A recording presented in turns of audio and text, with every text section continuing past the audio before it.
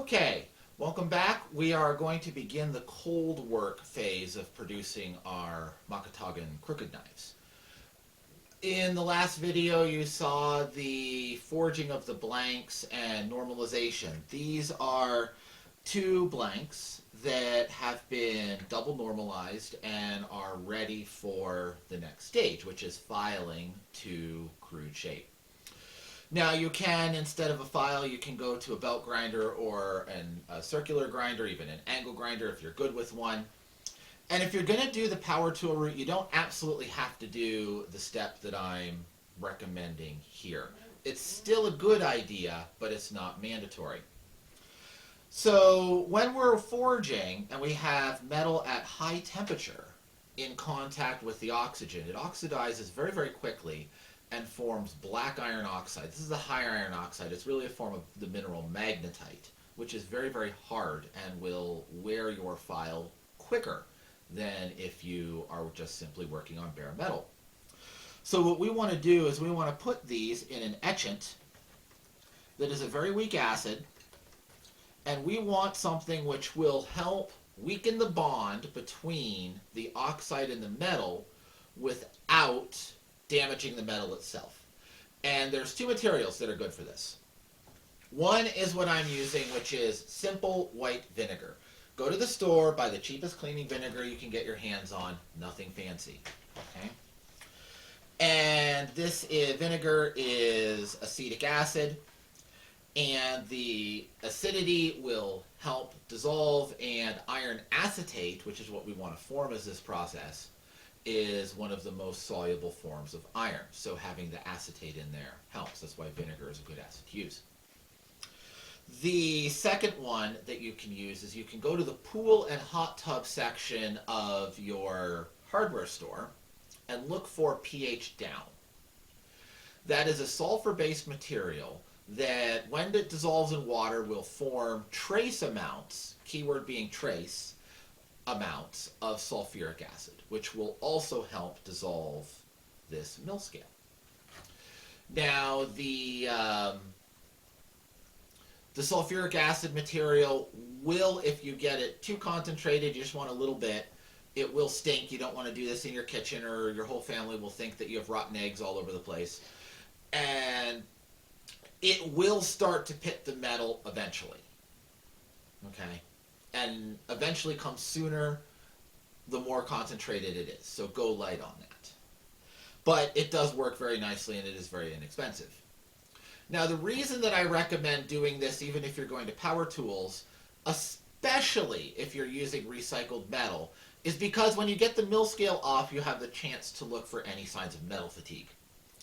So pit rust does damage the surface of the metal, and when you start to bend it and shape it, those little bits of pit rust can open up and form cracks that will then break your blade when you go to harden and use the thing.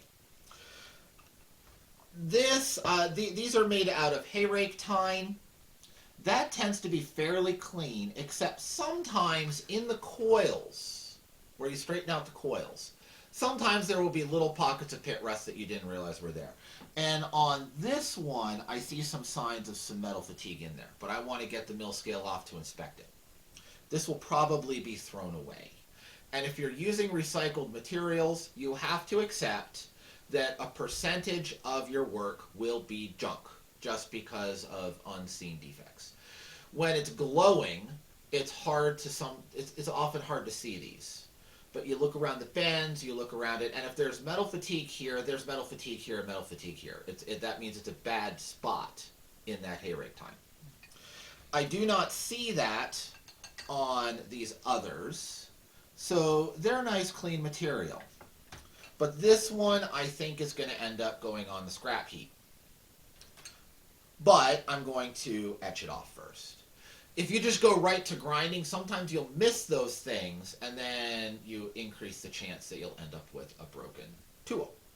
No bueno. We don't want that. So this is all there is to the first step. We will let these sit for a day or two. You really can't over etch when you're using vinegar. It's very mild. It's not going to damage anything. And couple of days, I will pull these out, I will scrub them with a wire brush, and then we will go back out to the workshop and file them to profile.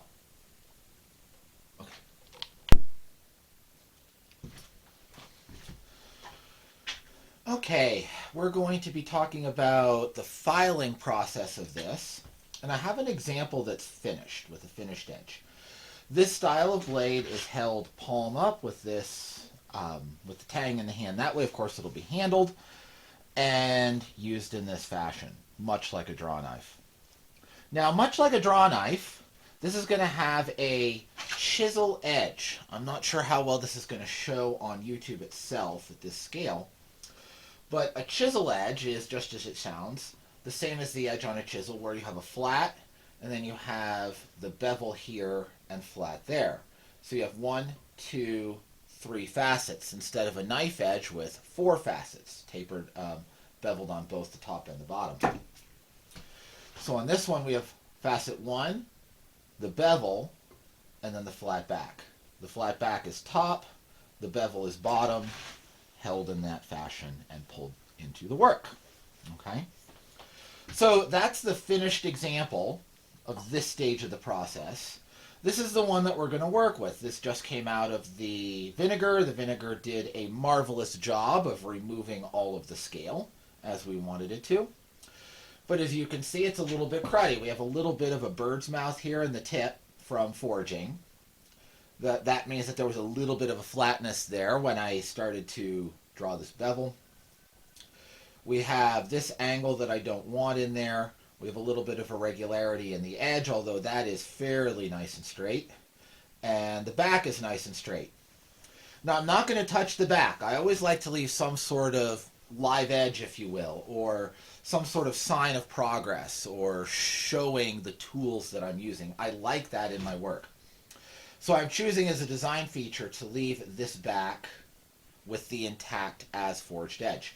But this will be the flat on the bottom, that will be the edge bevel, and this will be flat across there. And we want to have a nice even curve. So the first thing that I'm going to do is lock this in the vise and straighten out that edge. My favorite file for this coursework is one of these nice, big, beefy square files. And I am going to put some gloves on. It's a cold day and that metal is a bit hard to hold. This is not a safety feature, this is just because it's cold. And I'm just going to file that a little bit tighter here. Actually move it out a little bit. I'm having trouble gripping because it's in the expansion of the handle. I'm just going to even this out. Make a nice, straight, flat edge. Okay? Now, for ease of sharpening, I'm going to put a little bit of a ricasso on this. I'm just going to file straight down.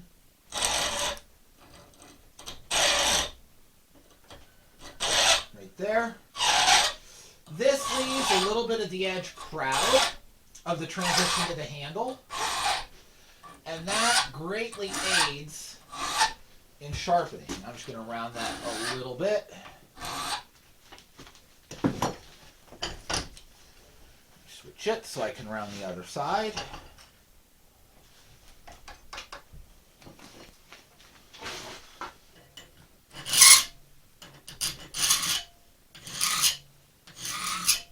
Okay, so there we have that feature put in.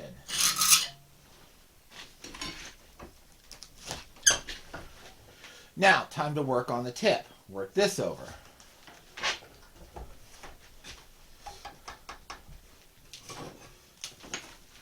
Okay. For this, I'm actually going to go to a slightly wider file. Just a little bit more to reference on. And I have a basic pattern in my head for this, but I'm not religiously following a specific predetermined contour. I do want that to have a bit of convexity, because that can really help with getting into curves for work and use. Now that little bird's beak halfway to a cold shut, I'm just going to file out.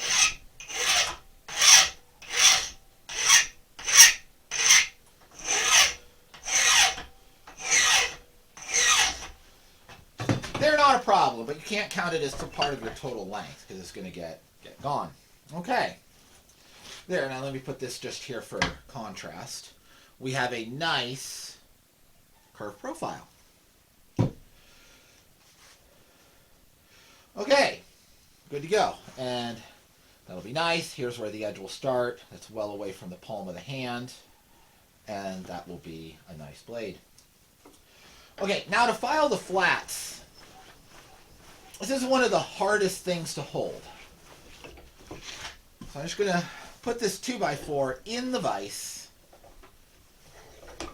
like so. Really clamp down on that. Don't want that to shift. Now I'm going to take the blade and clamp it.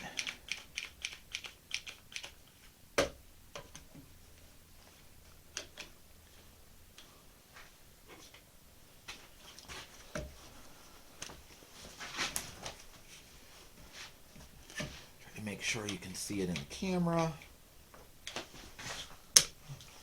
This out a little bit. Now it needs to be where it was. There. Okay. And now, this is the top, so this is just dead flat all the way.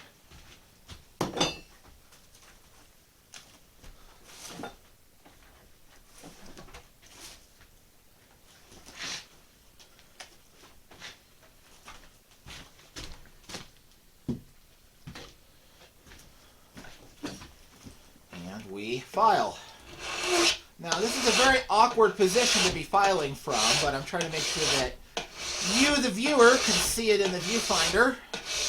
If you appreciate this project, please go ahead and like the video.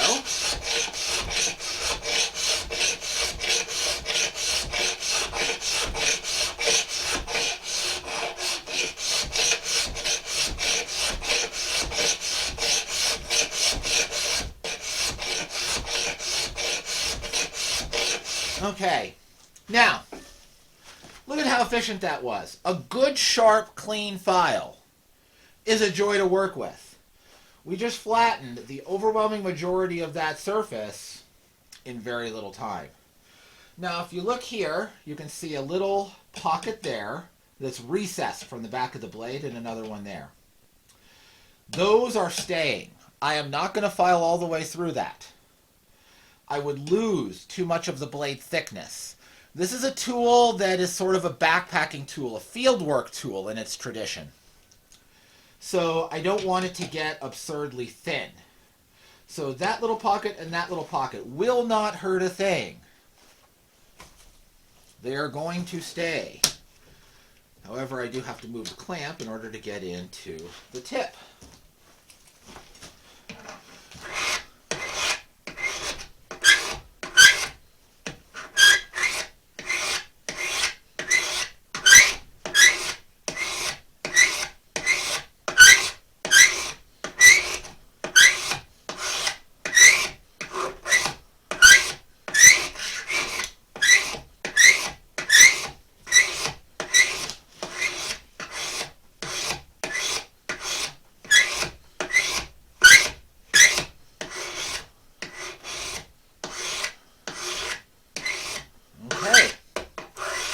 Tip's done. Move the clamp one more time. This time I will move that one. I quite love these squeezy clamps, as I call them. And I'll go the rest of the way back to the tag.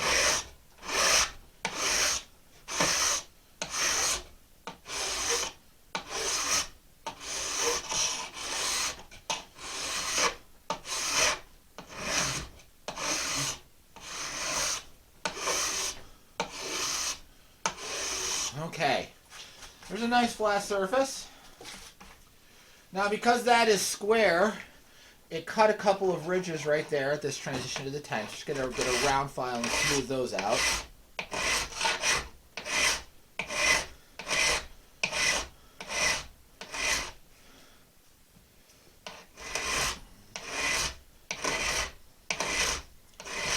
Okay. Now, that surface is basically finished in terms of shaping.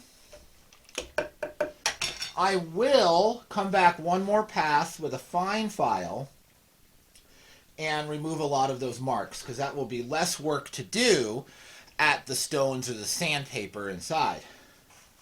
However, in terms of basic shaping it to a nice flat surface with the forged surface removed, that's finished. You can see it is a pretty efficient process. Now it's time to do the same thing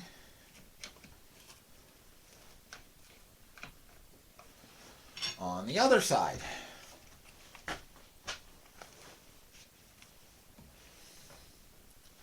This will be the bottom in use. Same deal, but I'm not going to do this edge initially. I'm just going to work the back flat.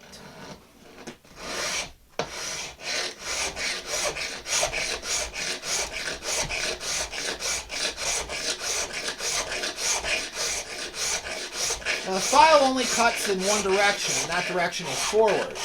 You don't want to drag under power, but you also don't want to waste a lot of time picking it 6 inches up off your work. Backstroke, release the pressure.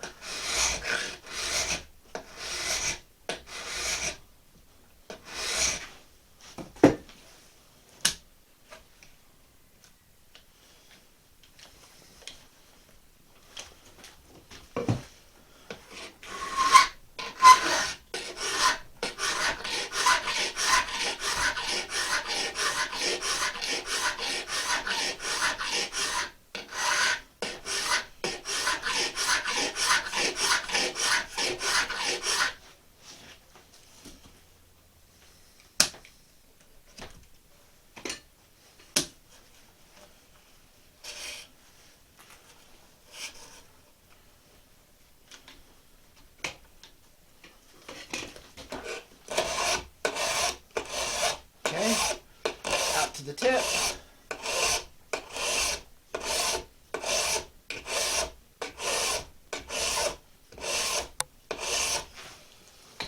Okay, that facet is now done.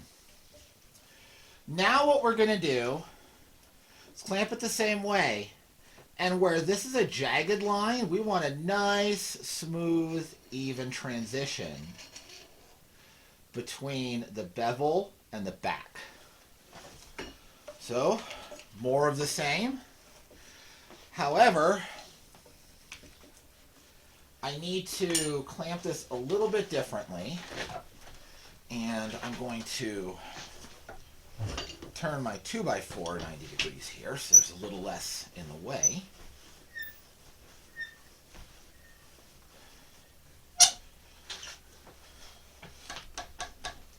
You can see if you have nice, soft, well-normalized steel and a good, sharp file, this is a fairly efficient process.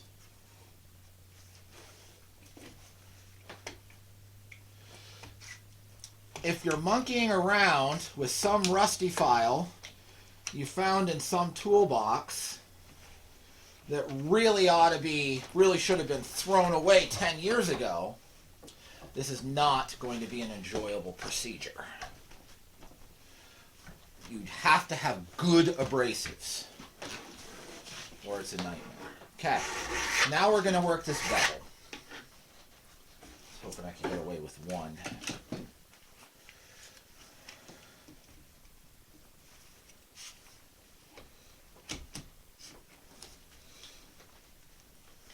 Guess I need the second.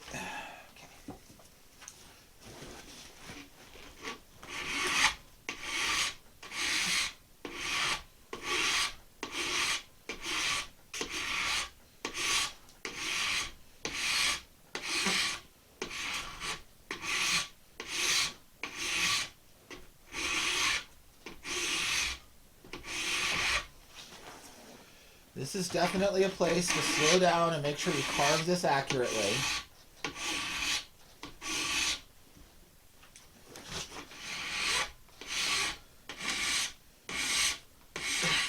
With the tip.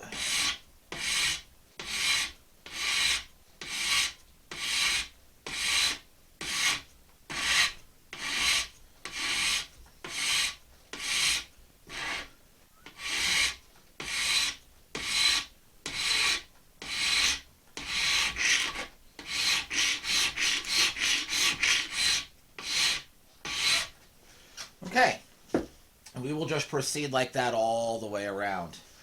And then I will come back, I will get a finer file. It's not the fine one.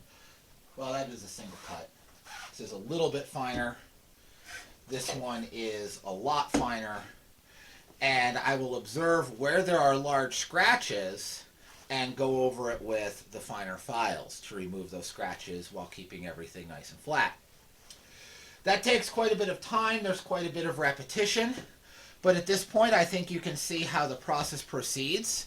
So I will leave it there, and you will see me again back at the kitchen table working it to a final smooth in preparation for the heat treat and final shaping.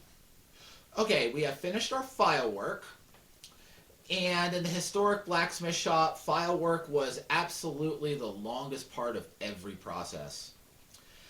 Now, this is still soft. We have not heat treated this at this juncture. We want to set things up so that once it's hardened, we have the minimum amount of work to do from that point forward. Everything gets more difficult as your material gets harder. So it's not going to pick up in the camera, but there are a lot of scratches in the surface of this piece from the file. We used a coarse file to remove metal quickly, and it does that. It does a very good job of that, but it also leaves a lot of scratches. Mm-hmm. Now when we go to harden this, we're going to get another layer of mill scale form. So I'm not going to spend a ton of time pre-hardening to get a fully polished finish. But while we will lose some of the surface material, we won't lose material deep enough to get rid of all of those file scratches. So I do want to have a smooth piece, and I want to get it smooth while it is still dead soft. The way I like to do this, if you could lower camera, beloved, thank you, is a piece of sandpaper glued to a block of wood. This is 220 grit garnet paper. This is Rhino Wet brand. You can use other brands, you can use emery cloth, but do use a good sandpaper. For this purpose, cheap sandpaper is so low in quality, it is not worth free. If you want a longer explanation of different sharpening tools, go to the sharpening video that has already been posted in the Introduction to Carving video list in that playlist. I like sandpaper for this. We're going to do a lot of coarse removal, and I don't want to use one of my good stones. Also, sandpaper is very sharp and cuts very quickly. So we do want to moisten this, a little bit of water. We don't need to pre-soak it the way you do a water stone. Again, I will re-reference the earlier video on sharpening for a more complete description of that, but I just have one of these. Don't throw away these. You'll see me using these a lot in a lot of videos. Do not throw away your mushroom tubs. These are great for little semi-disposable containers. Clean them out until they get too nasty. You don't want to clean them out again and then chuck them, but don't just throw them away. They're very useful. Recycle them if you can. Recycle them if you can, yes. And then I'm just going to go to town on this. There is no particular technique. I'm just going to sand on this piece of sandpaper, maintaining the facets that we were so careful to produce with our file work, and just sand until we have replaced the texture left by the file with the texture left by the sandpaper. This is going to take a healthy period of time measured in hours, not in minutes. So I am not going to bore you to tears recording all of it. you can, I'm sure that all of your imaginations are sufficiently fertile that you can imagine me sitting here and sanding and sanding and sanding for the next hour and a half or so. Okay? So we shall part company at this point, and I hope that you will like and share this video, subscribe to the channel, and don't forget to ring the notification bell so that you can see the next video when it posts, and that will be renormalizing this. We'll talk about why we do that when we're out at the forge, and the heat treatment. So till then, have a wonderful day, and I'll see you.